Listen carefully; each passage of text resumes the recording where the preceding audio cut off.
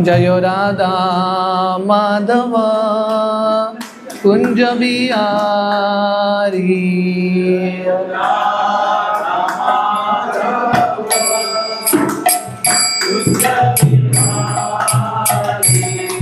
जयो राधा माधव कुंज बिहारी।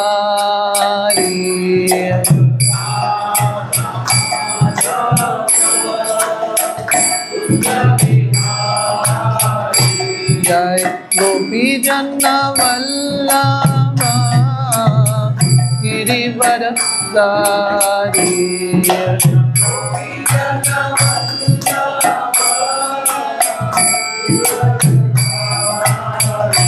जय गोपी जन वल्लभ गिरिवरधारी।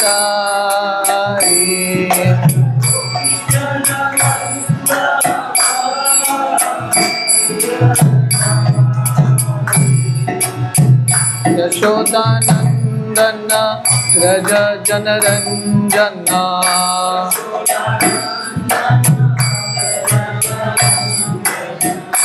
यमुना तीरा वनचारी।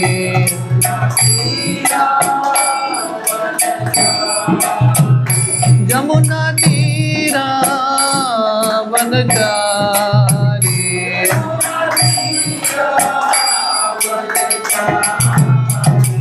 जयो राधा माधव कुंज बिहारी।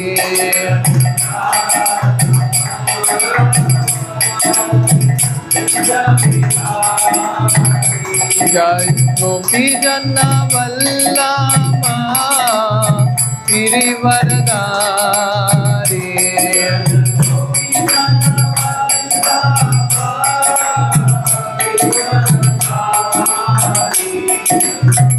यशोदानंदन व्रज जनरंजन।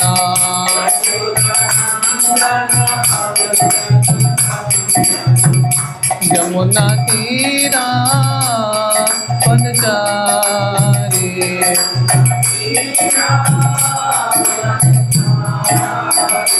यमुना तीरा वनचारी।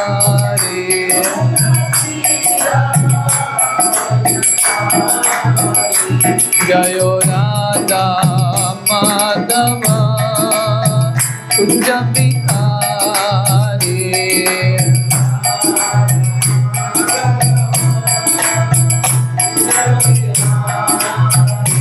हरे कृष्णा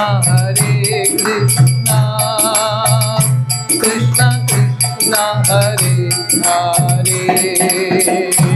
हरे राम राम राम हरे हरे।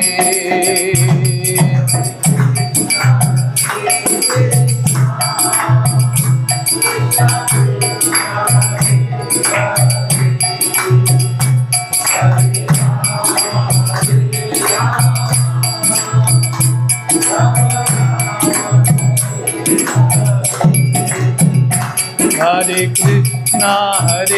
कृष्णा कृष्णा कृष्णा हरे हरे।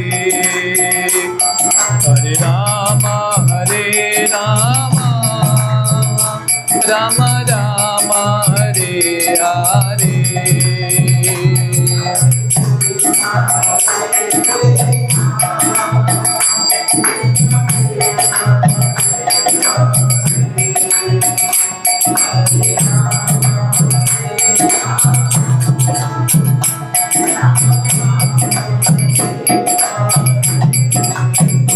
हरे कृष्णा कृष्णा कृष्णा हरे हरे। हरे Ram Ram Ram Hare Hare.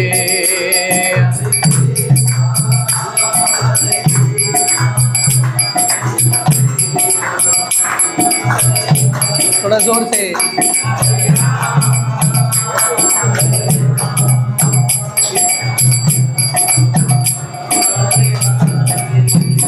Hare Krishna, Hare Krishna, Krishna Krishna, Hare Hare, Hare Rama, Hare Rama, Rama Rama, Hare Hare.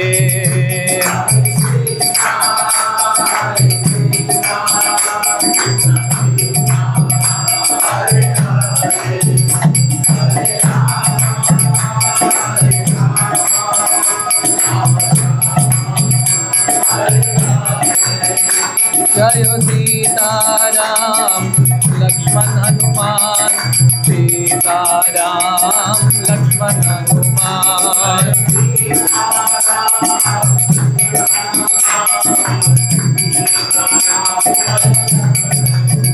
जय राधे श्याम, राधे श्याम, राधे श्याम, जय राधे श्याम।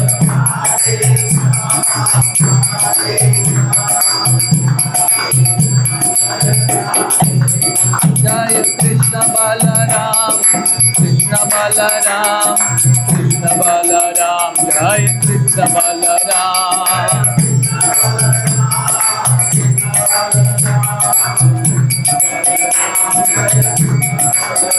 जय गौरानिताय, गौरानिताय, गौरानिताय, जय गौरानिताय।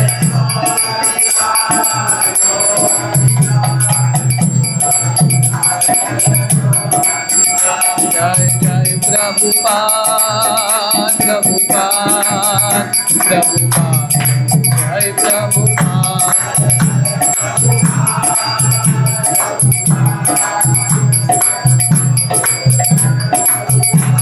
जय गौर हरि बोल, हरि बोल, हरि बोल, गौर हरि बोल।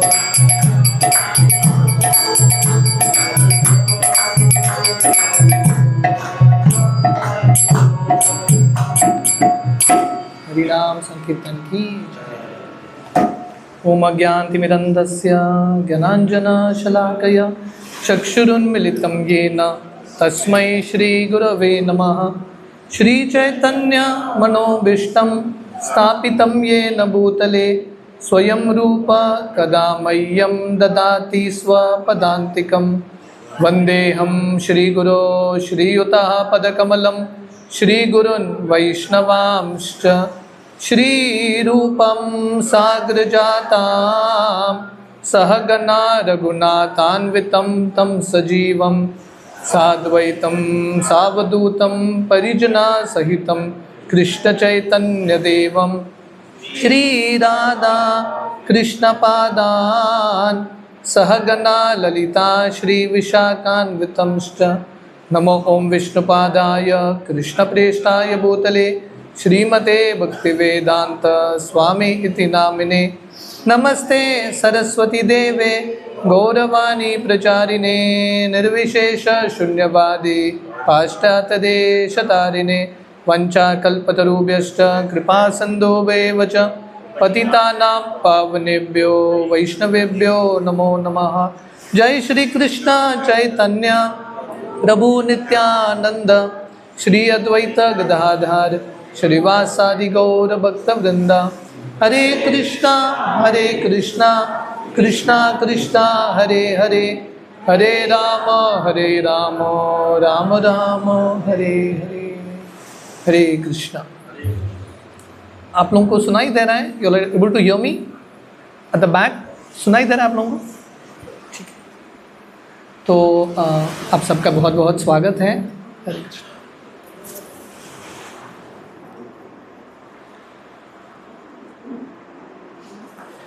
ये हमारा दूसरा प्रोग्राम है यहाँ पे हनुमान जी के छत्रछाया में।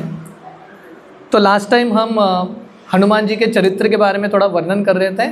आज हम हनुमान जी के और थोड़े लीलाओं के बारे में श्रवण करेंगे।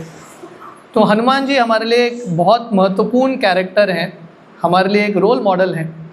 हर व्यक्ति को आगे बढ़ने के लिए एक रोल मॉडल की आवश्यकता होती है, एक हीरो की आवश्यकता होती है।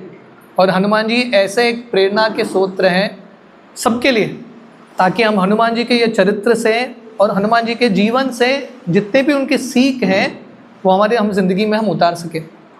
खासकर भक्तों के लिए 4 चीज़ बहुत महत्वपूर्ण है जो भगवान कृष्ण की प्राप्ति करना चाहते हैं। पहला चीज़ बोलते हैं साधना। हर व्यक्ति का भगवान के प्रति जो भजन है, स्वाध्याय है, वो कितना गहरा है। दूसरा है सेवा, ऐसा जो भक्त है भगवान कृष्ण की कैसा सेवा करता है। तीसरा है संबंध, बाकी भक्तों के साथ कैसा संबंध है। और चौथा चीज़ है सदाचार, ऐसे भक्तों का आचरण कैसा है। और हनुमान जी ये चारों चीज़ में, ये 4S है, 4S ऑफ स्पिरिचुअल लाइफ, साधना, सेवा, संबंध, सदाचार। और हनुमान जी का आप चरित्र पढ़ेंगे, ये चारों चीज़ में हनुमान जी को फुल मार्क्स है कि नहीं। तो हमको हनुमान जी से प्रेरणा लेना है, ये चारों चीज़ में हमको एक्चुअली बढ़ावा करना है। हमारा जो साधना है भगवान को प्राप्त करने के लिए, जो हरि नाम में रुचि है, गीता भागवत का पठन है, वो थोड़ा और गहराई से हो, ये हनुमान जी सिखाते हैं। अगर आपने हनुमान जी का कुछ भी चित्र देखा है, हनुमान जी 2 ही कार्य कर रहे हैं।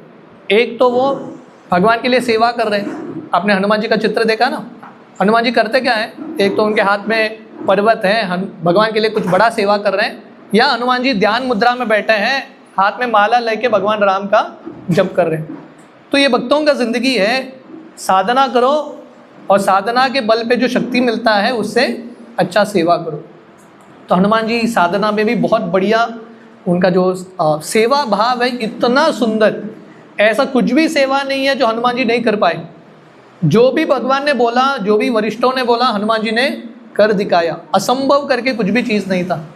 और साथ ही साथ हनुमान जी का जो भक्तों के साथ संबंध है, कितने नम्रता के साथ, कितने प्रेम के साथ हनुमान जी रहते हैं, वो भी हम कथा के माध्यम से श्रवण करेंगे। और चौथा चीज़ है हनुमान जी का सदाचार। सदाचार करते हैं आचरण। हनुमान जी बहुत शक्तिशाली हैं, साथ ही साथ हनुमान जी का जो आचरण है उसमें बहुत नम्रता है, बहुत मिठास है। जब हनुमान जी लंका जाते हैं और सीता मैया से मिलते हैं, सीता मैया हनुमान जी को पूछती है कि आप आए कैसे यहाँ पे, आप डेफिनेटली गरुड़ जैसे बहुत शक्तिशाली होंगे, क्योंकि समुद्र पार करके आना किसी की बस की बात नहीं है। तो हनुमान जी बोलते हैं सीता मैया को, मैं भगवान राम की सेना का सबसे तुच्छ बंदर हूँ। क्योंकि कौन से व्यक्ति को दूत के रूप में भेजते हैं, मैसेंजर है, किसको बोलते हैं मैसेज दे के आओ। जो और कुछ कर नहीं सकता उसको बोलेंगे ठीक है जाओ मैसेज दे के आओ। तो हनुमान जी बोलते हैं भगवान राम के सेना में बड़े बड़े बंदर हैं, बहुत शक्तिशाली, मैं सबसे तुच्छ वानर हूँ, इसलिए भगवान राम ने मुझे ये सेवा के लिए भेजा है। तो हनुमान जी का ये नम्रता था, very very cultured, very humble. तो इसलिए भगवान राम जो हैं हनुमान जी से इतना प्रेम करते हैं। श्री चैतन्य महाप्रभु उन्होंने हमारे लिए एक फॉर्मूला दिया है, तृणादपि सुनीचेन तरोरपि सहिष्णुना अमानीन मानदेन कीर्तनीय सदा हरि। अगर हमको भगवान राम को खुश करना है, हनुमान जी इतना सारा सेवा करके आते हैं और फाइनली क्या मिलता है उनको, भगवान राम हनुमान जी को आलिंगन करते हैं। तो अगर हम सब चाहते हैं कि हम भगवान राम का आलिंगन प्राप्त करें, भगवान कृष्ण का आलिंगन प्राप्त करें, तो हनुमान जी जैसे ये गुण लाना बहुत इम्पॉर्टेंट है। नम्र बनना, सहनशील बनना और हमेशा दूसरों को सम्मान देने के लिए तत्पर रहना। तो हम आज के सत्र में छोटे छोटे हनुमान जी के कहानियाँ देखेंगे, बहुत सुंदर कहानियाँ, और इससे हम क्या सीख सकते हैं हनुमान जी के ये चरित्र से। तो एक बार हनुमान जी जब किष्किंधा क्षेत्र में थे, आप में से कितने भक्त किष्किंधा क्षेत्र गए हैं? हम्पी सब लोग गए? नहीं गए तो जाना चाहिए। हाँ, एक बार सब्वेरेम के भक्तों को लेके जाएंगे। हम्पी बहुत सुंदर स्थली है, हनुमान जी का जन्म स्थान, अंजना पर्वत है वहाँ पे। तो हनुमान जी वहाँ पे अपना बचपन बिता रहे थे। तो एक बार हनुमान जी के मन में, हनुमान जी के जो माँ हैं हनुमान जी को बोलती है अभी ना तुमको संगीत सीखना चाहिए, है कि नहीं। जैसा होता ना, अभी तो समर वेकेशन समाप्त हो रहा है, पर सब माता चाहते हैं कि बच्चे थोड़ा एंगेज रहे, है कि हनुमान जी जैसा कोई चंचल बंदर है। अभी यहाँ आने से पहले हम सागरपुर के घर में थे।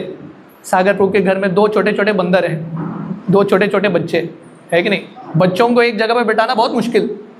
अभी इमेजिन करो हनुमान जी के माँ को कितना प्रॉब्लम हुआ होगा बंदर को हैंडल करना, है कि नहीं। छोटे मनुष्यों को, बच्चों को हैंडल करना इतना मुश्किल है। तो अंजना हनुमान जी के जो माँ है अंजना माता हनुमान जी को प्रेरणा देती है कि आप संगीत सीखिए, थोड़ा जो कीर्तन भजन इत्यादि सीखिए।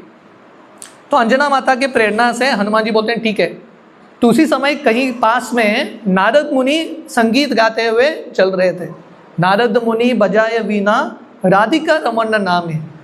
तो नारद मुनि के हाथ में वीणा है जो भगवान कृष्ण ने स्वयं दिया है नारद मुनि को, और नारद मुनि कंटिन्यूसली कीर्तन करते हुए भगवान का गुणगान करते हुए भ्रमण कर रहे हैं।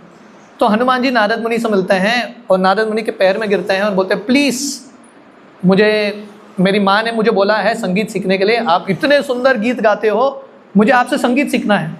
तो नारद मुनि बोलते हैं ठीक है। तो नारद मुनि हनुमान जी को सब संगीत सिखाते हैं। श्रील प्रभुपाद जहाँ पे भागवतम का पहला स्कंद नारद मुनि का वर्णन है, प्रभुपाद वहाँ पे वर्णन करते हैं एक्चुअल संगीत का प्रयोग सिर्फ भगवान के गुणगान में होना चाहिए, उसके अलावा संगीत का प्रयोग किसी और चीज़ के लिए नहीं होना है। तो नारद मुनि परफेक्ट सिंगर हैं जो सब कुछ भगवान के लिए गाते हैं।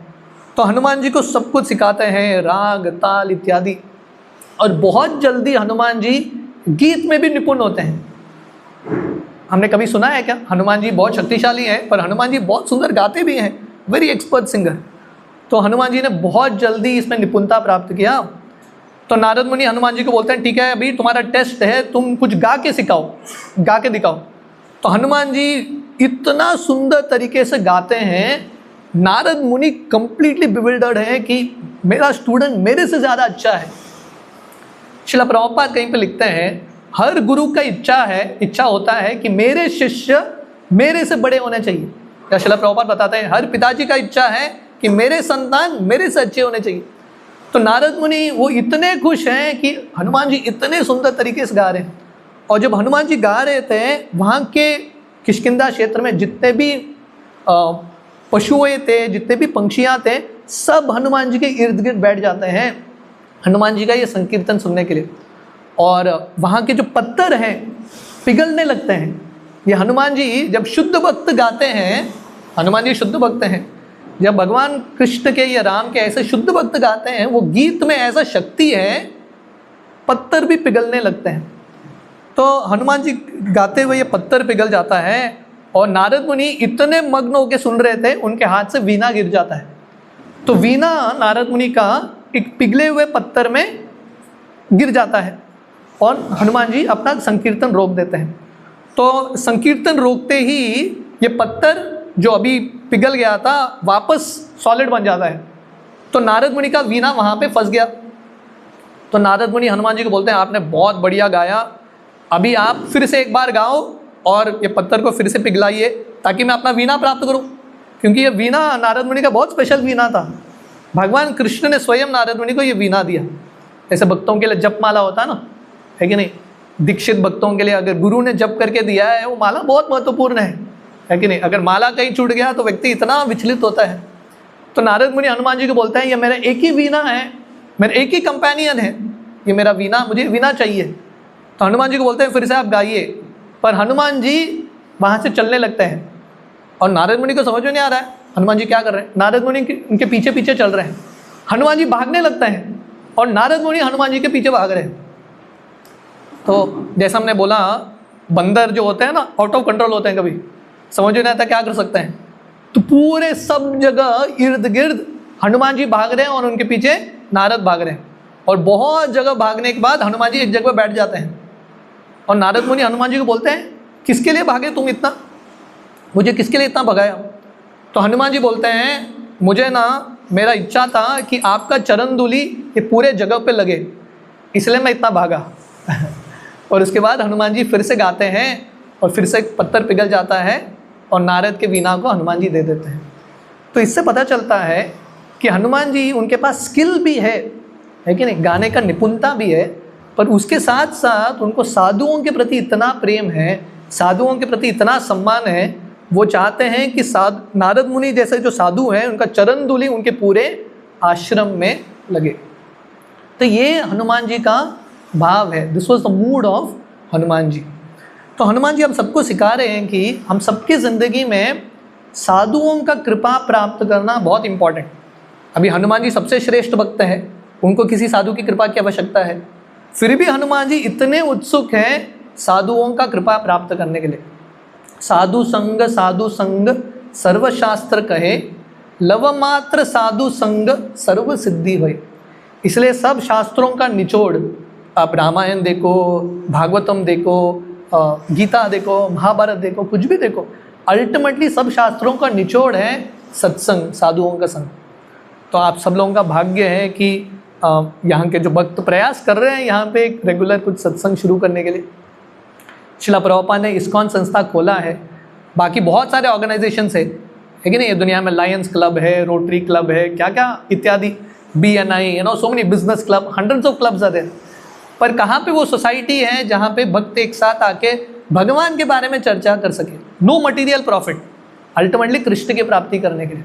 तो ये सत्संग बहुत इंपॉर्टेंट है। जब हम सत्संग में आएंगे, साधुओं का कृपा प्राप्त करेंगे, तभी हमारा भक्ति में बढ़ावा होगा। तो हनुमान जी जो हमारे हीरो हैं, हमारे लिए रोल मॉडल है, हनुमान जी हम सबको सिखा रहे हैं कि क्या इंपॉर्टेंट है, साधुओं के संग में आना, सत्संग में आना। जितना हम सत्संग का लाभ लेते हैं उतना हम प्रगति करते हैं। शास्त्रों में नारद मुनि स्वयं का उदाहरण है। नारद मुनि व्यासदेव को अपना जीवन चरित्र बताते हैं। पिछले ज़िंदगी में वो दासी के पुत्र थे, बहुत एजुकेटेड नहीं थे, बहुत बुद्धिमान नहीं थे, पर साधुओं का संग प्राप्त किया उन्होंने, और वो संग को बहुत गंभीरता से लिया। नारद मुनि का शरीर मिल जाता है।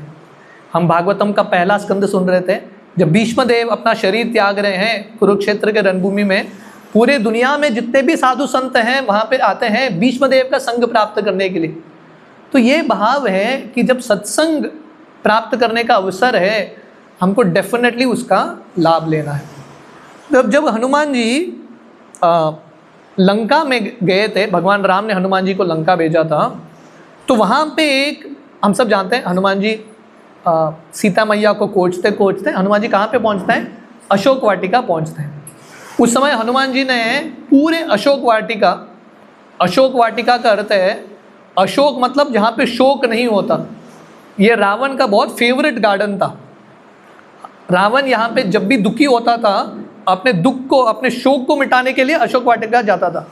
पर हनुमान जी ने अशोक वाटिका को शोक वाटिका बना दिया, इतना उसका सत्यानाश कर दिया, सब जगह लोग रो रहे हैं, चिल्ला रहे हैं, चीख रहे हैं। तो रावण अपने अलग अलग सैनिकों को भेजता है वहाँ पे, अलग अलग बैच में, एक batch, second batch, third batch, और हनुमान जी सबको समाप्त कर देते हैं। क्योंकि हनुमान जी सोच रहे थे ये बहुत सिंपल है, मैं आया हूँ रावण को कुछ संदेश देने के लिए, मुझे जाके किसी को मारने की आवश्यकता नहीं है, लोग स्वयं यहीं पे आ रहे हैं, है कि नहीं। हम देखते हैं कृष्ण लीला में, जब भगवान कृष्ण मथुरा में थे और कंस के वध के बाद जरासंध बहुत बड़े अक्षौणी सेना को लेके आता है मथुरा, कृष्ण पे आक्रमण करने के लिए, भगवान कृष्ण के साथ युद्ध करने के लिए। तो भगवान कृष्ण जरासंध के पूरे सेना को मार देते हैं और जरासंध को छोड़ देते हैं, और जरासंध जाके फिर से और एक बैच को लेके आता है, और भगवान कृष्ण अपने घर से बाहर निकलते हैं, पूरे सेना को समाप्त करके जरासंध को छोड़ देते हैं। क्योंकि भगवान सोच रहे थे मेरा अवतार हुआ है दुष्टों का दमन करने के लिए, तो मुझे बाहर जाने की आवश्यकता नहीं है, जरासंध ढूंढ ढूंढ के लेके आ रहा है, यहीं पे घर के बाहर निकलो, सबको मार दो, घर के अंदर आ जाओ।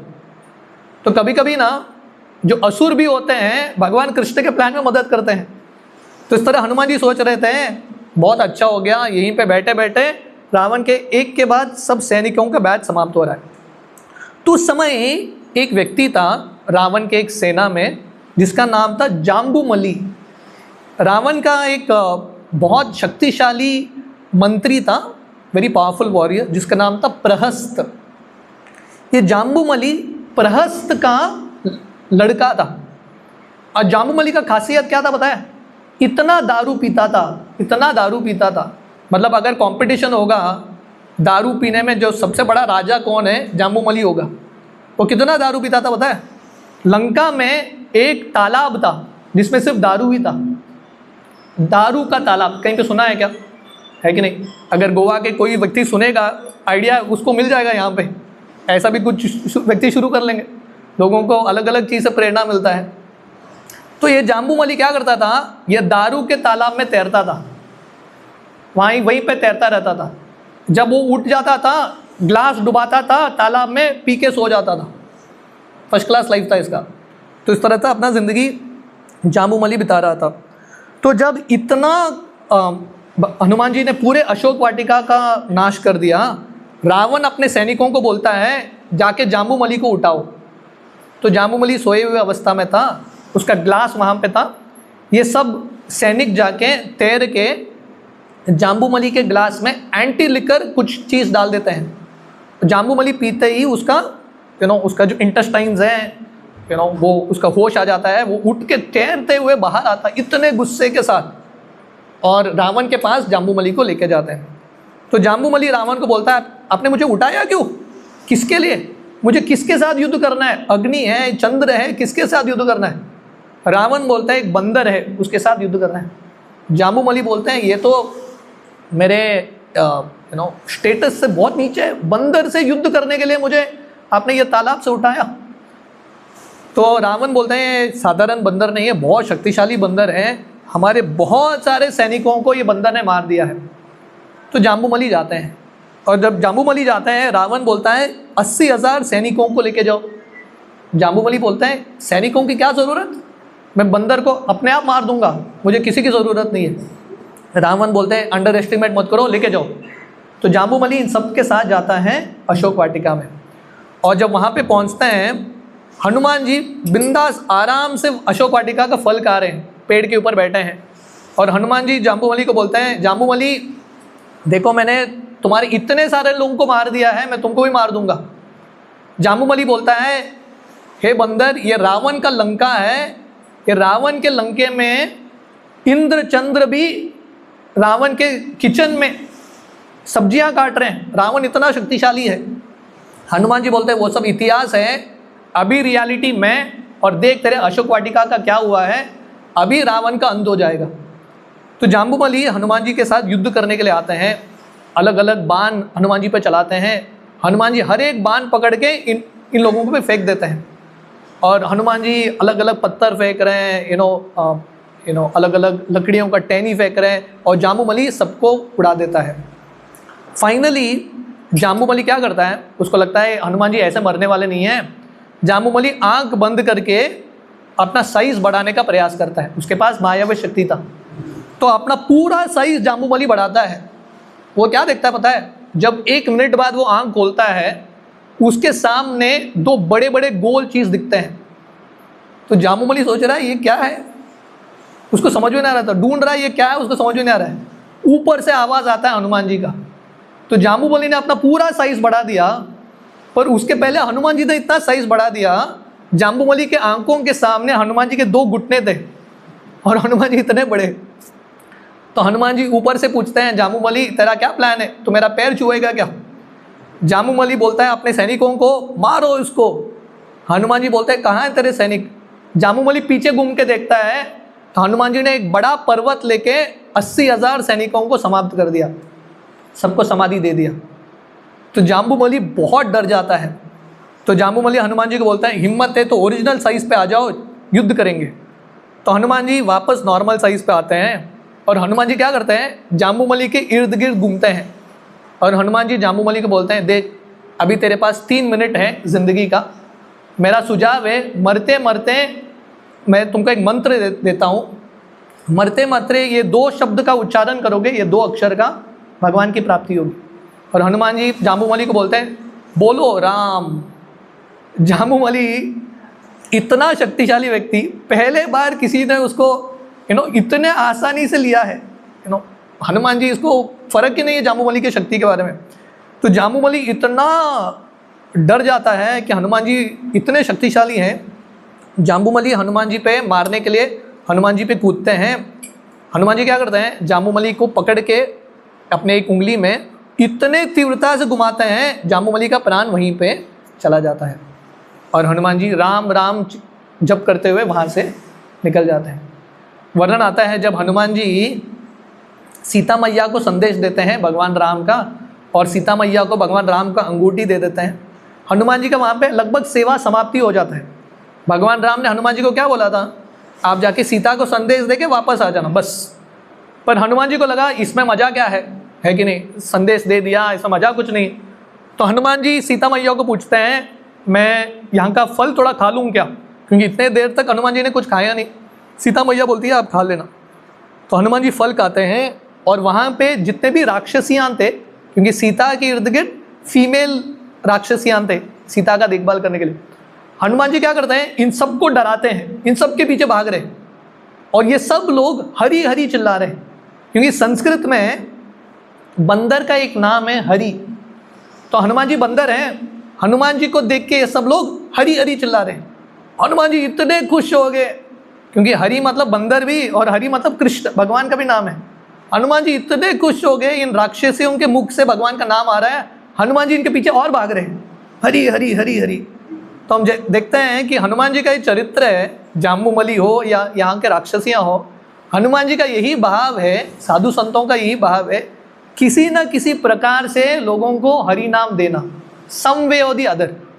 हम सब जानते हैं रामायण की रचना किसने की, वाल्मीकि मुनि, है कि नहीं।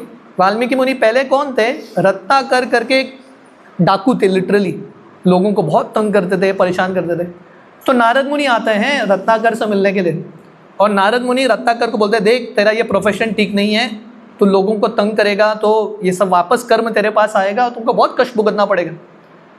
तो नारद मुनि के प्रचार से, संग से ये रत्नाकर का थोड़ा दिल चेंज हो जाता है।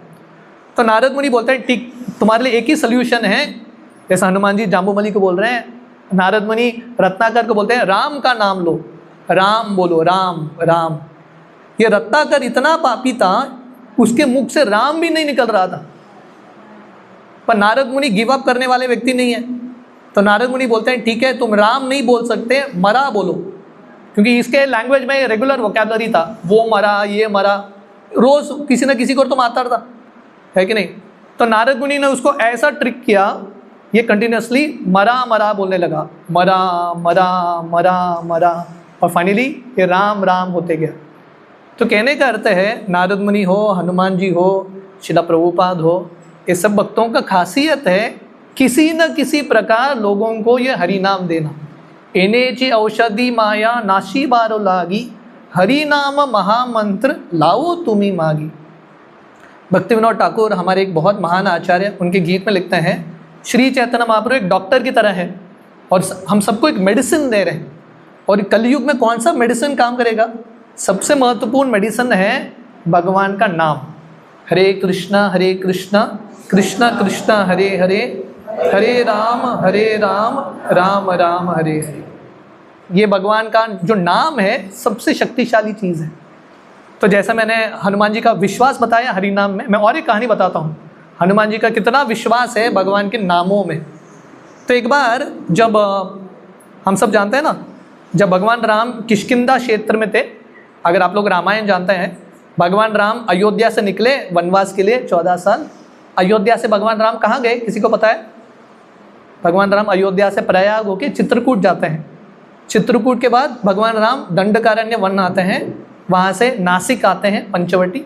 नासिक में रावण सीता का अपहरण करके लेके जाता है। तो सीता को ढूंढते ढूंढते भगवान राम किष्किंधा क्षेत्र आते हैं, या आज का हम्पी जो क्षेत्र है। तो वहाँ पे भगवान राम का मुलाकात सुग्रीव से होता है। तो भगवान राम सुग्रीव की मदद करते हैं, वाली का वध करते हैं, सुग्रीव वहाँ का राजा बनता है। 4 महीने का बरसात का ऋतु शुरू होता है। भगवान राम प्रतीक्षा कर रहे हैं, क्योंकि बरसात ऋतु में ढूंढना मुश्किल है, खोजना मुश्किल है। भगवान राम प्रतीक्षा कर रहे हैं। तो 4 महीना होने के बाद सुग्रीव जो हैं, पूरी दुनिया में जितने भी बंदर थे, करोड़ों अरबों खरबों बंदर, सबको बुलाता है सीता मैया को ढूंढने के लिए। बहुत बड़ा प्रोजेक्ट था, सर्चिंग सीता को ढूंढना एक बहुत बड़ा प्रोजेक्ट था। उसके लिए करोड़ों बंदर को लगा दिया। और जब ये सब बंदर निकलने वाले थे अपने अपने दिशाओं में, भगवान राम सुग्रीव को बोलते हैं मैं इन सब बंदरों से मिलना चाहता हूँ, क्योंकि ये सब लोग मेरे लिए सेवा कर रहे हैं, मैं मिलना चाहता हूँ। तो ये बंदरों को इतना अच्छा लगा, मतलब किसी ने उनको इतना रिस्पेक्ट नहीं दिया।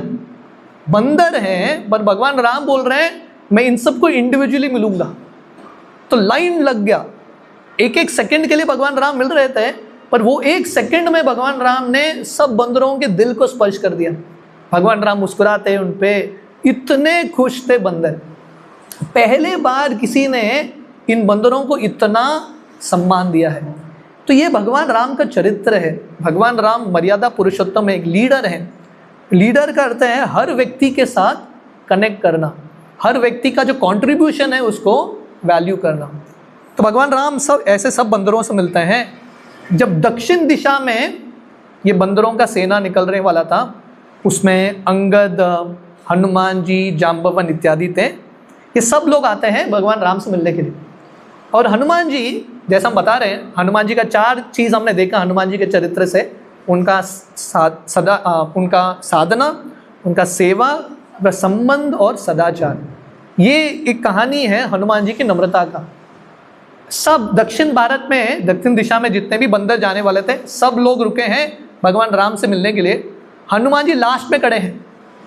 सब बंदर, ऐसा नहीं कि हनुमान जी पहले आ गए, लास्ट में खड़े हैं और सब बंदर जा रहे हैं हनुमान जी भगवान राम से मिलने के लिए। हनुमान जी लास्ट में है और भगवान राम ढूंढ रहे हैं हनुमान जी किधर है, हनुमान जी किधर है। भगवान राम ढूंढ रहे हैं पर हनुमान जी सदी एंड। तो ये बहुत इंपॉर्टेंट लेसन है। अगर हम भगवान का एक्चुअली प्रसन्न करना चाहते हैं, दास दास दास अनुदास, जितने हम लास्ट रहेंगे और बाकी भक्तों को आगे बेचेंगे, भगवान खुश होंगे। जितना हम आगे आने का प्रयास करते हैं, भगवान खुश नहीं होते। जितना हम पीछे रहते हैं और लोगों को, बाकी लोगों को भगवान राम के पास भेजते हैं, उतना भगवान खुश होते हैं। तो हनुमान जी एंड में थे और जब फाइनली आते हैं राम से मिलने के लिए, हनुमान जी क्या करते हैं, भगवान राम के पैर को स्पर्श करते हैं, झुक के भगवान राम के पैर को स्पर्श करते हैं। तो भगवान राम हनुमान जी को पूछ रहे थे, हनुमान जी तुम किधर हो, मैं तुमको ढूंढ रहा था इतने देर।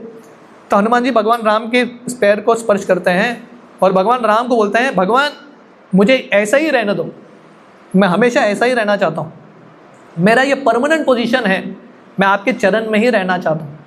और जब हनुमान जी ने भगवान राम के पैर को स्पर्श किया, भगवान राम हनुमान जी के कंधे पे हाथ रखते हैं और उनको बोल रहे हैं उठो। हनुमान जी बोलते हैं, ये परफेक्ट सिचुएशन है, मैंने आपके चरण का आश्रय लिया है, इसमें मुझे आशा मिलता है, और उसके साथ साथ आपका हाथ मेरे कंधे पे है, वो भी आश्वासन है। डबल सिक्योरिटी, एक तो चरण का आश्रय हनुमान जी ने लिया है और दूसरा राम का हाथ हनुमान जी के कंधे पे। तो हनुमान जी बोलते हैं, भगवान मुझे आप ऐसा ही रहने का अवसर दीजिए, मैं ये स्थान छोड़ के कहीं जाना नहीं चाहता। तो हम सबकी ज़िंदगी में हम बहुत सारा एम्बिशन रखते हैं, मुझे यहाँ पे जाना है, ये बनना है, वो बनना है। पर हनुमान जी हम सबको सिखा रहे हैं, सबसे सेफेस्ट पोजीशन है भगवान राम के चरण में रहना, दास के भाव में। तो हनुमान जी दास्य भाव में भगवान राम के सबसे बड़े सेवक हैं। और हनुमान जी बता रहे हैं, ये सबसे सिक्योर पोजीशन है, यही पोजीशन है जहाँ पे हम एक्चुअली आनंद प्राप्त कर सकते हैं। हम भागवतम का पहला स्कंद चर्चा कर रहे थे, तो प्रभुपाद बता रहे हैं, जब हम पूर्ण तरीके से भगवान पे डिपेंडेंट रहते हैं तभी हम खुश रहते हैं। जब हम भगवान से इंडिपेंडेंट होते हैं तभी हम दुखी बनते हैं। तो हनुमान जी हमको सबको सिखा रहे हैं कि अगर हमको खुशी प्राप्त करना है, सुख प्राप्त करना है, आशा, शांति, आश्वासन प्राप्त करना है, तो नित्य रूप से भगवान के चरण में रहना। तो भगवान राम हनुमान जी के साथ मजाक करते हैं और हनुमान जी को टेस्ट करते हैं। भगवान राम बोलते हैं, देखो हनुमान जी, ठीक है, तुम लास्ट आए, मैं खुश हो गया, पर जितने भी बंदर आए मैंने सबको अपना वरदान दे दिया है, मुझे तुम्हारे लिए कुछ भी नहीं है देने के लिए। जो भी वरदान था मैंने सबको दे दिया, अभी मैं तुमको क्या दूं, मेरे पास कुछ भी नहीं है। तो हनुमान जी बोलते हैं, भगवान आपने बड़ा सब चीज़ दे दिया, किसी को आपने ज्ञान, किसी को आपने शक्ति, यश इत्यादि दे दिया, मुझे बड़ा चीज़ नहीं चाहिए, मुझे छोटा सा चीज़ चाहिए आपसे।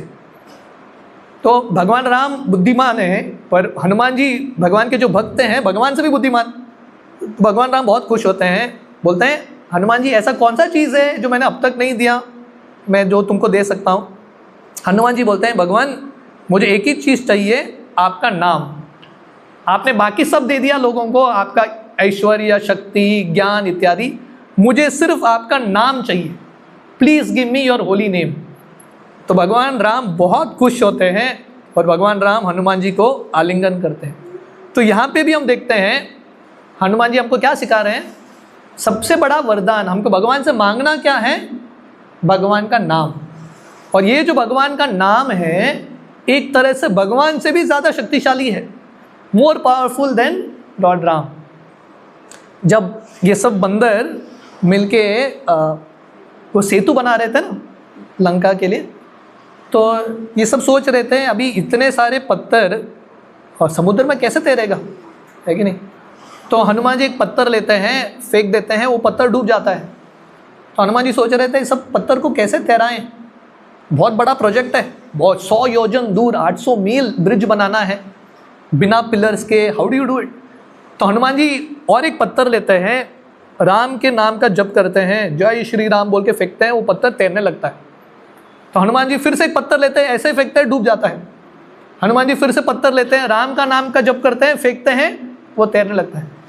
तो हनुमान जी को लगता है सॉल्व कर दिया मैंने प्रॉब्लम, भगवान राम का नाम का जप करो या राम के नाम का नाम लिखो पत्थर के ऊपर, पत्थर डाल दो, पत्थर तैर जाएगा।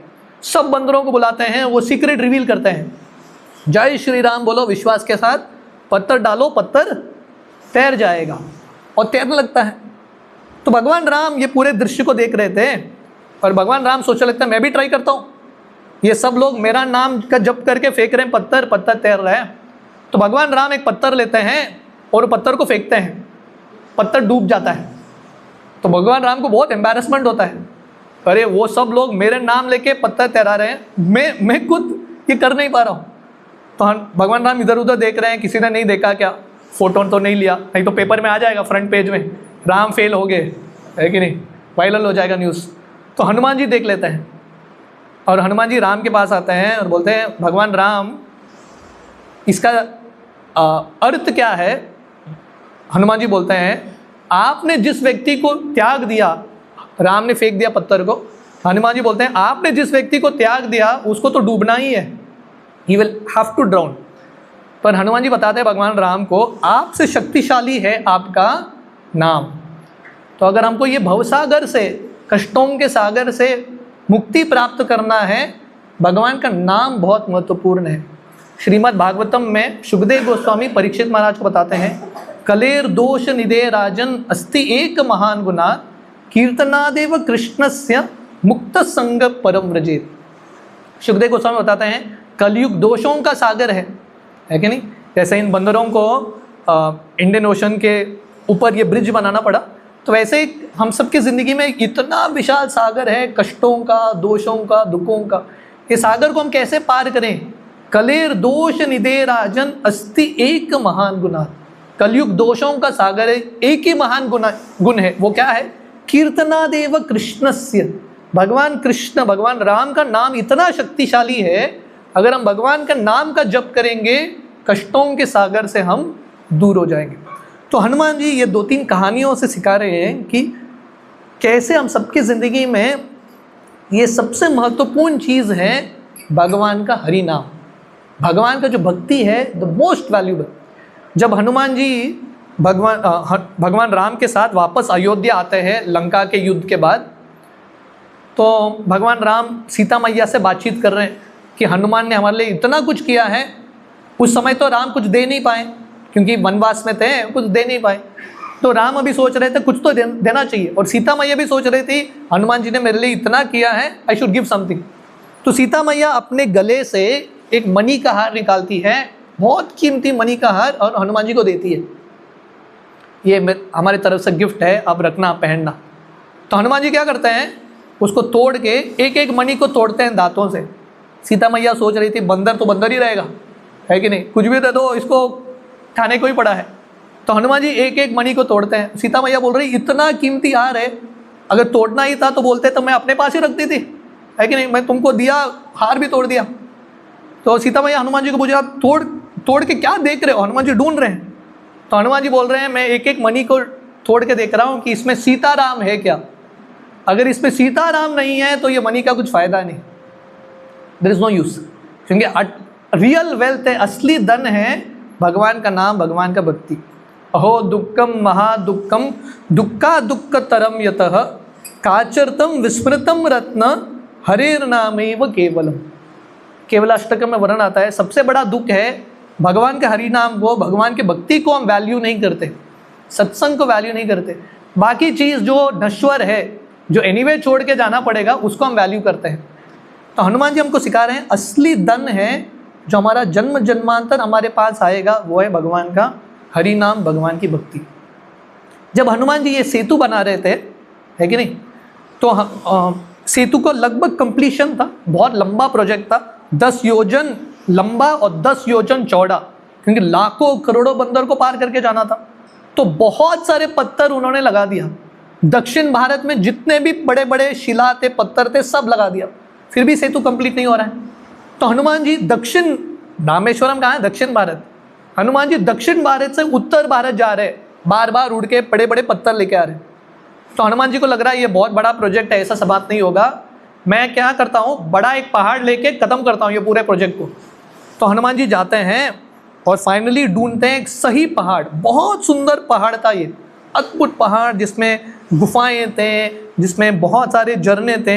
हनुमान जी ये पहाड़ को लेके आते हैं। उसी समय नील जो चीफ इंजीनियर था बंदरों का, वो एक दूत को भेजता है हनुमान जी के पास, कंप्लीट हो गया प्रोजेक्ट, अभी और पत्थर की ज़रूरत थी। और हनुमान जी के हाथ में ऑलरेडी ये पर्वत है। हनुमान जी बोलते हैं ठीक है। वो पर्वत को जब रखते हैं ये पर्वत रोने लगता है। तो हनुमान जी देख रहे पर्वत रो रहा है। हनुमान जी ये पर्वत को पूछता है तुम हो कौन? ये पर्वत बोलता है मेरा नाम है गोवर्धन, मेरे ज़िंदगी का एक ही इच्छा था, मैं बहुत प्रार्थना कर रहा था कि कैसे तो मेरा ज़िंदगी भगवान की सेवा में आए। आप उठा के मुझे लेके जा रहे थे पर आपने रख दिया, मेरा ज़िंदगी का क्या फ़ायदा है कि नहीं। तो गोवर्धन को लग रहा था मैं खुदकुशी कर लूँ, क्योंकि बिना भगवान की सेवा का ज़िंदगी का फ़ायदा कुछ है ही नहीं। तो उस समय हनुमान जी बोलते हैं आप इतना रोइए मत, मैं भगवान राम को जाके बताऊँगा आपके प्रॉब्लम के बारे में। तो हनुमान जी वापस आता है राम के पास और भगवान राम को बोलते हैं देखो ऐसे एक पर्वत था, लग रहा है आपका भी भक्त है, वो बहुत रो रहा है, उसका बहुत इच्छा है कि वो आपका सेवा करना चाहता है, मैं क्या बताऊँ उसको। भगवान राम बोलते हैं उसको बोलो थोड़ा प्रतीक्षा करने के लिए, ये लीला में मैं उसके संग में नहीं आऊँगा, अगले बार जब मैं कृष्ण के रूप में आऊँगा मैं पूरा लीला गोवर्धन के ऊपर ही करूँगा। 11.5 years, 11, 11.5, 12 साल मैं गोवर्धन के ऊपर लीला करूँ। तो कभी कभी प्रतीक्षा का भी एक फल होता है कि नहीं, पेशेंस उसका भी एक फल है। तो यहाँ पे हम सीखते हैं, गोवर्धन हमको सिखा रहे हैं कि जैसे हमने हरि नाम के बारे में बताया, तो वैसे ही भगवान का सेवा करने के लिए उत्सुक रहना, being eager to serve the Lord. जिस व्यक्ति के पास जो चीज़ का लोभ है, जो चीज़ का बहुत तीव्र इच्छा है, वही प्राप्त होता है कि नहीं। What is your intense desire. Srila Prabhupada ये चीज़ बताते थे, ये कहानी ये समझाने के लिए हमारा डिज़ायर कितना स्ट्रांग होना चाहिए। एक बार एक रईस व्यक्ति था घर में अपने बंगलों में, और सामने उसके घर के बाहर एक चोर बैठा है। चोर भगवान से प्रार्थना कर रहा है, भगवान बहुत दिन से चोरी नहीं हुआ, आप थोड़ा मुझे मदद करो, आज मैं ये व्यक्ति के घर में चोरी करना चाहता हूँ। किससे प्रार्थना कर रहा है? भगवान से प्रार्थना कर रहा है चोर कि आप मुझे मदद करो। ये धनी व्यक्ति अंदर बैठे भगवान से प्रार्थना कर रहा है, भगवान चोर को मेरे घर के अंदर मत भेजना। दोनों भगवान से ही प्रार्थना कर रहे हैं। अभी भगवान किसका प्रार्थना सुनेंगे? जिसका प्रार्थना और इंटेंस है भगवान उसी के प्रार्थना को सुनेंगे। तो कहने का अर्थ है हमारा इच्छा क्या है, what is a strong desire. अगर हम सेवा करने के लिए बहुत उत्सुक हैं, भगवान डेफिनेटली कुछ न कुछ मार्ग देंगे, भगवान हमारी इच्छाओं को पूरा करेंगे। तेषाम सतत युक्तानाम भजताम प्रीतिपूर्वकम ददामि बुद्धि योगम तम ये न माम उपयांति ते। भगवान कृष्ण गीता में बोलते हैं अगर हम बहुत प्रामाणिक हैं भगवान की सेवा प्राप्त करने के लिए, भगवान हमको बुद्धि देते हैं भगवान का सेवा करने के लिए। जब हनुमान जी सीता मैया, भगवान राम, लक्ष्मण के साथ अयोध्या में थे रावण के वध के बाद, तो सीता मैया, लक्ष्मण, भरत, शत्रुघ्न इत्यादि एक मीटिंग करते हैं, इमरजेंसी मीटिंग। और मीटिंग का एजेंडा था हनुमान, क्योंकि हनुमान इतने उत्सुक थे सेवा में, सब सेवा वही करते थे, किसी और को अवसर ही नहीं था, सब सेवा A to Z राम का सब सेवा वही करते थे। तो सीता मैया, लक्ष्मण ये सब बहुत कंफ्यूज हो गए। हनुमान जी ने हम सबके सेवा को टेक ओवर कर लिया। हमारी ज़िंदगी में अगर हमारा सेवा कोई और कर ले हम तो बहुत खुश हो जाएंगे, है कि नहीं, करने दो और कर लो, हमको सोने दो आराम से। पर ये सब लोग बहुत दुखी हो रहे थे कि हमारा सेवा छीन लिया हमसे। तो उन लोगों ने एक इमरजेंसी मीटिंग लिया और हनुमान जी को कहीं बाहर काम से भेज दिया। हनुमान जी मीटिंग में नहीं थे और मीटिंग में उन्होंने फाइनलाइज कर दिया सब सेवा लिस्ट को, और सब में सीता, लक्ष्मण, भरत, शत्रुघ्न उन सबका ही नाम डाल दिया, हनुमान जी का नाम कहीं पे नहीं है। और राम के साथ उन्होंने परमिशन भी ले लिया, भगवान राम ने अप्रूव भी कर दिया ये नए सेवा लिस्ट को, अयोध्या के नोटिस बोर्ड पे लगा दिया। जब हनुमान जी आए वापस, उनको समझ में आ गया कि मैनेजमेंट चेंज हो गया है कि नहीं, उनके लिए अभी सेवा नहीं है। पर हनुमान जी ने लिस्ट गौर से देखा, हनुमान जी समझ गए कि एक सेवा इन लोगों ने डाला नहीं। और वो क्या सेवा था? हनुमान जी सोच रहे थे कि भगवान राम को जब यॉर्निंग होता है ना, यॉर्निंग समझते हैं इसको, हिंदी में क्या बोलते हैं? हाँ, जमाई, हाँ, उबासी, या जब यॉर्निंग होता है, हनुमान जी सोच रहे थे चुटकुली बजाने के लिए कोई नहीं, तो मैं वो सेवा करूंगा। अभी भगवान राम को यॉर्निंग, जमाई जो कभी भी आ सकता है, तो हनुमान जी निरंतर राम के साथ ही घूम रहे हैं। जनरली राम को कभी यॉर्निंग नहीं आता, कब उस दिन भगवान राम बहुत यौन कर रहे थे कंटिन्यूसली, ताकि हनुमान जी को सेवा मिले। तो हनुमान जी क्या करते हैं, राम के बेडरूम में भी घुस जाते हैं। सीता मैया सोच रही है हनुमान क्या कर रहे हो, मुझे तो प्राइवेट टाइम दो अपने पति के साथ। हनुमान जी बोलते हैं माता मैं क्या करूं, आपका ही सेवा लिस्ट है, आपने सब सेवा डाल दिया, ये सेवा छोड़ दिया, इसलिए मुझे लगा मैं ये सेवा करूं। भगवान राम को रात के समय में भी जमाई आ सकता है, तो मैं यहीं पर रहूँगा। तो उस समय सीता मैया समझ गई हनुमान का ये सेवा का भाव इतना है, जो व्यक्ति इतना सेवा करना चाहता है उससे आप क्या छीन सकते हो। तो हनुमान जी हम सबको सिखा रहे हैं कि ये भगवान का भक्ति, भगवान का सेवा करने के लिए लौल्यता रखना, ये ग्रीड रखना। हम बाकी चीज़ों के लिए बहुत ग्रीडी होते हैं, पर ये चीज़ के लिए ग्रीड रखना बहुत ही महत्वपूर्ण है। एक बार आप लोगों को ये कहानी अच्छा लग रहा है, हम 2-3 और कहानी सुनाते हैं, ठीक है। तो एक बार जब ये युद्ध चल रहा था, रावण क्या करता है, कुंभकर्ण का वध हो जाता है। तो रावण बहुत एंग्जाइटी में आता है, क्योंकि उसके सेना के बहुत सारे बहुत शक्तिशाली असुर सब मर जाते हैं। तो रावण पाताल लोक जाता है, और पाताल लोक के पास एक व्यक्ति था जिसका नाम था भस्मलोचन, एक असुर था। भस्मलोचन मतलब वो जहाँ पे भी देखेगा, जिसको भी देखेगा वो भस्म हो जाएगा। तो ये भस्मलोचन को लेके आता है रावण और बोलता है आप मेरे पक्ष से युद्ध करो। तो अगला दिन जब युद्ध शुरू होता है, ये सब हनुमान जी की भगवान राम के सेना में सब लोग रुके हैं कि रावण के पास तो अभी कुछ सैनिक है ही नहीं, मंत्री है ही नहीं, किसके साथ युद्ध करेगा।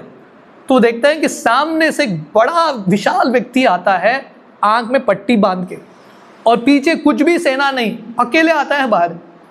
तो ये सब बंदर सोच रहे थे ये कौन है। तो इसका पट्टी के पीछे इसके आंख सूर्य की तरह चमक रहे थे। तो सब लोग समझ जाते हैं कि ये भस्मलोचन है, पट्टी खोलेगा हम सब समाप्त। तो सब बंदर, कोई पानी के अंदर चला जाता है, कोई पेड़ के पीछे छुप जाते हैं, कोई पर्वत के पीछे छुप जाते हैं, कहीं ना कहीं छुप जाते हैं, क्योंकि अगर भस्मलोचन देखेगा तो गेम ओवर। तो सब लोग डरे हुए थे, उनको समझ में नहीं आता क्या करें। और भस्मलोचन ने उसी समय पट्टी निकाला, जहां पे भी देखता था पेड़ को, पर्वत को, किसी को भी, तुरंत राख बन जाता था। कहीं पे भी देखो राख बन रहा है। तो लोगों को समझ में नहीं आ रहा था इसके साथ डील कैसे करें। तो उसी समय हनुमान जी भाग जाते हैं। तो सब बंदर सोच रहे थे हनुमान जी एक ही आशा थे हमारे लिए, हनुमान जी भी भाग गए, अभी हम क्या करें। तो विभीषण ने देखा हनुमान जी भागने से पहले भगवान राम हनुमान जी के कान में कुछ बताते हैं। तो हनुमान जी सीधा लंका के अंदर प्रवेश कर लेते हैं, रावण के महल के अंदर, और एक बहुत बड़ा एक कंबा लेके आते हैं, एक लोहे का कंबा लेके आते हैं, और हनुमान जी उड़ के आते हैं।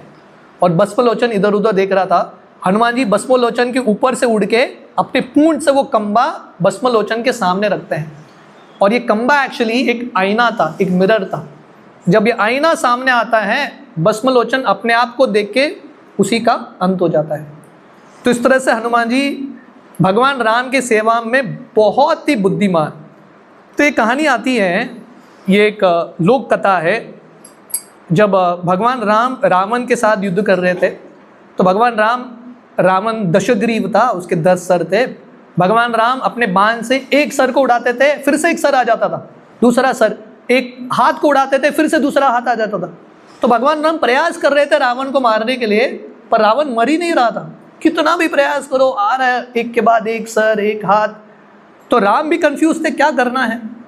तो भगवान राम विभीषण को कंसल्ट करते हैं। तो इससे भगवान राम सिखाते हैं हम सबको कि हम सबको भक्तों की गाइडेंस की आवश्यकता है। तो भगवान राम भी एक भक्त से गाइडेंस लेते हैं जो एक्सपीरियंस्ड है, अनुभवी है ये फील्ड में। तो विभीषण को पूछते हैं क्या चल रहा है, रावण का वध कैसा होगा। तो विभीषण बोलते हैं जब रावण ने ब्रह्मा जी का तपस्या किया था, ब्रह्मा जी का आराधना, तो ब्रह्मा जी ने बताया है कि उसका अंत साधारण रूप से नहीं होगा, क्योंकि लगभग उसको अमरत्व का ही वर था, राइट। कोई भी अस्त्र, कोई भी व्यक्ति इसको मार नहीं सकता। तो विभीषण बताते हैं ब्रह्मा जी ने उस समय एक बाण बनाया था, ब्रह्म बाण, और रावण को दिया था बाण, और रावण को बोले जो व्यक्ति तुमको मार सकता है ये एक ही बाण से मार सकता है, और वो भी ये बाण को तुम्हारे नाभि में डालना पड़ेगा। जो व्यक्ति ये बाण को तुम्हारे नाभि में मारेगा तभी तुम्हारा वध होगा। तो ये बाण किसके पास आया, रावण के पास। तो ये बाण से ही रावण मर सकता है। तो रावण ने ये बाण को सीक्रेटली छुपा के रख दिया अपने घर में, क्योंकि अगर किसी को और को मिल गया तो रावण का वध हो गया। तो विभीषण बताते हैं रावण का मरने का एक ही तरीका है, ये बाण प्राप्त करना पड़ेगा। पर ये बाण प्राप्त करना आसान नहीं, क्योंकि रावण ने बहुत सीक्रेट जगह पर रखा है और वो सीक्रेट किसी को पता नहीं। तो उस समय हनुमान जी जो इतने उत्सुक है, राम सोच रहे थे कौन जाके रावण के लंका में जाके रावण के सीक्रेट चेंबर से बाण कौन लाएगा। हनुमान जी बोलते हैं भगवान राम आप चिंता मत करो, मैं हैंडल कर लूँगा। और विभीषण जब हनुमान जी निकल रहे थे, विभीषण हनुमान जी को बोलते हैं ये बाण ना रावण जानता है और मंदोदरी जानती है कहाँ पे है, और कोई नहीं जानता। तो हनुमान जी समझ जाते हैं, मुस्कुरा के वहाँ से निकल जाते हैं।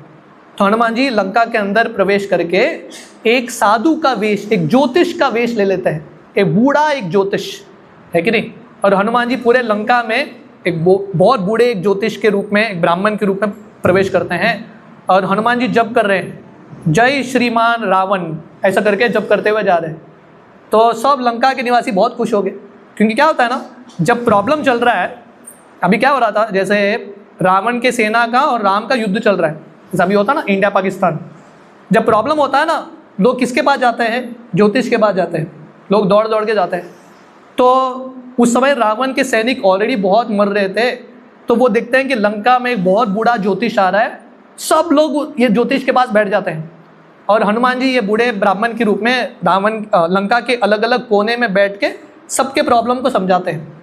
और हनुमान जी जो प्रिडिक्शन करते हैं ना, परफेक्ट टू द डॉट, जो लोगों का प्रॉब्लम है एग्जैक्टली एड्रेस करते हैं। तो इसका यश इतना फैल जाता है, मंदोदरी के कान तक पहुंच जाता है कि नहीं, कि ये बूढ़ा ब्राह्मण है, बहुत बुद्धिमान, एस्ट्रोलॉजी फ्यूचर प्रिडिक्शंस में बहुत एक्सपर्ट। और मंदोदरी तो पहले से बहुत चिंतित है, क्योंकि रावण का क्या होगा, पति का क्या होगा पता नहीं। तो मंदोदरी ये ज्योतिष को बुलाते हैं अपने महल में और इनको आसन देते हैं, एक बहुत सुंदर आसन। हनुमान जी बोलते हैं नहीं नहीं मैं नीचे ही बैठूंगा। तो मंदोदरी को और कन्विक्शन आता है, बहुत वैरागी ब्राह्मण है। तो हनुमान जी मंदोदरी को बोलते हैं आज रावण मर जाएगा, नहीं तो बहुत लंबा साल तक जिएगा। हनुमान जी सीधा प्रेडिक्ट करता है। तो मंदोदरी लगता है ये व्यक्ति को इतना पता है, इतना कन्फर्मली बोल रहा है कि आज रावण मरेगा, नहीं तो बहुत लंबा इसका आयु है। तो मंदोदरी बहुत डर जाती है। तो ये बोलते हैं हनुमान जी ये ब्राह्मण के रूप में, वो जो सीक्रेट है ना किसी को मत बताना। तो मंदोदरी सोच रही है कौन सा सीक्रेट, क्योंकि मंदोदरी को पता था वो बाण के बारे में, पर मंदोदरी सोच रही थी ये ब्राह्मण को कैसे पता वो बाण के बारे में। तो ये ब्राह्मण हनुमान जी बोलते हैं वो सीक्रेट ब्रह्मा जी भी यहाँ पे आएंगे, उनको ये सीक्रेट मत बताना, कहाँ पर रखा है तुमने। तो मंदोदरी कंफ्यूज हो जाती है, इसको पता है कि नहीं पता है, कैसा पता है इसको। तो हनुमान जी जब वहाँ से निकल के जा रहे हैं, पीछे मुड़ के देखते हैं और मंदोदरी को बोलते हैं विभीषण अभी राम के साथ है, आपने जो जगह पे रखा है वो सीक्रेट को आपको कंफर्म है क्या वो जगह पे है, क्योंकि विभीषण कभी भी लीक कर सकता है, विभीषण बहुत बुद्धिमान। तो अभी मंदोदरी को डाउट आने लगा है कि नहीं, वो बाण वहाँ से चला गया क्या, शी वॉज वेरी कन्फ्यूज्ड। तो मंदोदरी हनुमान जी को पूछती है, बोलती है अभी ना मैंने ये बाण, ये जो सीक्रेट है एक ग्लास चेम्बर में रखा है, कहीं और शिफ्ट करूं क्या। ऐसा बोलने से पहले हनुमान जी वो ग्लास चेम्बर तोड़ के वो बाण लेके चले जाते हैं और राम के हाथ में दे देते हैं, और राम बाण चलाते हैं और रावण का उसी दिन वध। तो ये हनुमान जी की बुद्धिमत्ता है, जो कोई नहीं कर सके हनुमान जी कर लेते हैं। एक कहानी है, हम कभी नेक्स्ट टाइम विस्तार से वर्णन करेंगे। मही रावण करके पाताल लोक का एक असुर था, राजा, उसका कहानी बहुत बड़ा है, next time we will explain. तो वर्णन आता है, ये लोक कथा है, रामायण में तो नहीं आता, but it comes in different scriptures. जब रावण और भगवान राम का युद्ध चल रहा था, एक रात को जब राम लक्ष्मण सो रहे थे, रावण ये मही रावण को कांटेक्ट करता है। ये पाताल लोक का राजा था, और मही रावण को बोलते हैं राम और लक्ष्मण का अपहरण करके लेके जाओ। तो रातों रात मही रावण आके राम और लक्ष्मण का अपहरण करके लेके जाते हैं पाताल लोक में। और अभी ये राम की सेना में राम और लक्ष्मण ही नहीं है, गायब। तो सब लोग चिंतित, अभी क्या होगा क्या। तो उस समय हनुमान जी जाते हैं पाताल लोक, और मही रावण ने ऐसा एक सिस्टम बनाया था, कोई भी प्रवेश नहीं कर सकता था। हनुमान जी सब सिस्टम तोड़ के एक पजल की तरह भगवान राम और लक्ष्मण को वापस लेके आते हैं। तो हनुमान जी हम सबको सिखा रहे हैं कि भगवान राम के सेवा में जो भी कष्ट आता है, जो भी विपदा आता है, उसको लांग के भगवान राम की सेवा करने की आवश्यकता है। तो ऐसे हनुमान जी की कथाओं में बहुत सारे, there are lot of stories. Another 5 minutes? 5 minutes? मैं एक फाइनल एक कहानी बताता हूँ, and then probably we can end. बाकी कहानियाँ सम अदर टाइम। जैसे भगवान कृष्ण के लीलाएं अनंत हैं, हनुमान जी का भी चरित्र अनंत है। तो एक बार एक भक्त थे जो भगवान हनुमान जी के पास आते हैं, और हनुमान जी को पूछते हैं कि हनुमान जी सबसे महान भक्त कौन है, who is the greatest devotee, भगवान के लिए अति प्रिय कौन है। हनुमान जी बोलते हैं मुझे क्या पता, भगवान राम के पास जाओ। भगवान राम के पास एक डायरी है जिस पे उन्होंने उनके सब निकट के भक्तों के नाम लिखे हैं। हनुमान जी ऐसा उत्तर देते हैं। तो ये भक्त जो है भागता भागता राम के पास जाते हैं, और राम को बोलते हैं भगवान राम, मैंने सुना है कि आपके पास एक डायरी है जिसपे आपके सब भक्तों के नाम है, वो डायरी आप मुझे मिल सकता है क्या। क्योंकि ये भक्त क्यों पूछ रहा था, वो देखना चाहता है कि उसका नाम है कि नहीं उसमें। तो राम बोलते हैं देखो वहाँ पे डायरी रखा है, देख लेना। तो वो भाग के जाता है वो डायरी के पास, और डायरी में पहला नाम इसका था, बहुत खुश हो गया। और डायरी में हज़ारों पन्नों के डायरी है, बहुत सारे नाम थे। ये गौर से पूरे लिस्ट को देखता है, डायरी में कहीं पे भी हनुमान जी का नाम नहीं। तो दौड़ा दौड़ा हनुमान जी के पास आते हैं, हनुमान जी को बोलते हैं मेरे लिए तो गुड न्यूज़ है, मेरा नाम तो है कन्फर्म भगवान राम के डायरी में, पर आपके लिए, आपने सेवा तो अच्छा किया है, प्रयास तो अच्छा किया है, पर आपका नंबर लगा नहीं, आपका नाम नहीं है भगवान राम के डायरी में। तो हनुमान जी बोलते हैं आपने छोटा डायरी भी देखा क्या। तो ये भक्त बहुत कंफ्यूज होता है, ये छोटा डायरी क्या है। नहीं, राम के पास एक छोटा डायरी भी है, उसमें देखना। तो ये भक्त भाग के जाते हैं राम के पास, और राम को पूछते हैं आपके पास एक छोटा डायरी भी है क्या। तो भगवान राम अपने जेब से एक छोटा डायरी निकाल के देते हैं ये भक्त को, और उसमें पहला नाम हनुमान जी का, और उसमें वो डायरी में गिने चुने 4-5 भक्तों के नाम। तो ये भक्त बहुत कंफ्यूज होता है, और भगवान राम को पूछते हैं ये क्या, 2 डायरी का चक्कर क्या है, बड़ा डायरी छोटा डायरी, एक डायरी थोड़ा दूर रखा है, एक डायरी हृदय में रखा है। तो भगवान राम बोलते हैं वो जो बड़ा डायरी है उन भक्तों के नाम में जो मेरे बारे में चिंतन करते रहते हैं, और ये एक डायरी है जो मेरे पास रहता है, वो भक्तों के नाम है जिसके बारे में मैं चिंतन करता रहता हूँ, और उसमें हनुमान जी का नाम पहला है कि नहीं। तो हनुमान जी भगवान राम के महान भक्त हैं, और हनुमान जी अभी भी यह धरातल पे है, he still there in this world. मैं फाइनल एक कहानी बताऊंगा and then we will stop. ये बहुत रीसेंट कहानी है, जब मुगलों का राज्य चल रहा था तो समय भगवान राम के एक बहुत महान भक्त थे, एक साधु थे, ये चमत्कार कार्य भी करते थे। तो ये मुगल राजा ने अपने सैनिकों को बोला वो साधु को लेके आओ, मैं इसका चमत्कार देखना चाहता हूँ। तो सब उसके सैनिक जाके ये साधु को लेके आते हैं राजा के सभा में, और राजा इसको बोलते हैं दिखाओ चमत्कार, तुम क्या क्या चमत्कार दिखा सकते हो। तो साधु तो बहुत नम्र होते हैं, जैसे हमने देखा ना हनुमान जी का चरित्र, शक्ति दिखाने के लिए उत्सुक नहीं है। तो ये साधु बोलते हैं मेरे पास कुछ चमत्कार कुछ नहीं, मैं एक ही चमत्कार जानता हूँ, मैं लोगों को भगवान का नाम देता हूँ, और नाम के जब से लोगों का हृदय चेंज होता है, बस उतना ही चमत्कार जानता हूँ, बाकी चमत्कार मैं कुछ नहीं जानता। तो ये राजा को बहुत गुस्सा आता है, मैं बोल रहा हूँ चमत्कार दिखाओ, तुम दिखा नहीं रहे हो। राजा बोलते हैं अपने सैनिकों को इसको जेल में डालो, इसका ये हिम्मत वो मेरा सुन नहीं रहा है। तो जब सैनिक आके इसके हाथ को पकड़ के जेल में घसीट के लेके जा रहे थे, ये साधु जो हैं जोर जोर से हनुमान जी के नाम का जप करते हैं। हनुमान जी का जो भजन है जोर जोर से गाते हैं, और इतना जोर से गाते हैं उनका आवाज़ ऐसा ऊंचा पहुंचता है, दरवाजे खिड़कियां टूटने लगते हैं, ग्लासेस टूटने लगते हैं। और कहीं से तो बाहर से हजारों लाखों बंदर महल के अंदर, सभा के अंदर प्रवेश करते हैं, हजारों बंदर, और महल के फर्नीचर, कपड़े, जो भी स्क्रीन, सबको फाड़ देते हैं, सबको तोड़ देते हैं। और वहाँ पे जितने भी सैनिक थे उनके दाढ़ी को खींचते हैं, उनके वस्त्रों को फाड़ देते हैं, और सब जगह नाश कर रहे हैं। पर ये साधु को कुछ नहीं कर रहे। 2-3 बंदर ये साधु के पास खड़े हैं और शांति से ये साधु को देख रहे हैं।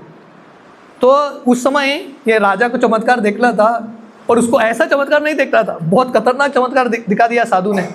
तो ये राजा इतना डरा हुआ था, अपने आसन के पीछे छुप जाता है, और फाइनली साधु के पैर में गिरता है और साधु को बोलता है, प्लीज़ मैंने चमत्कार देख लिया, मुझे माफ़ कीजिए, अभी ये सब बंदरों को आप भेज दीजिए वापस।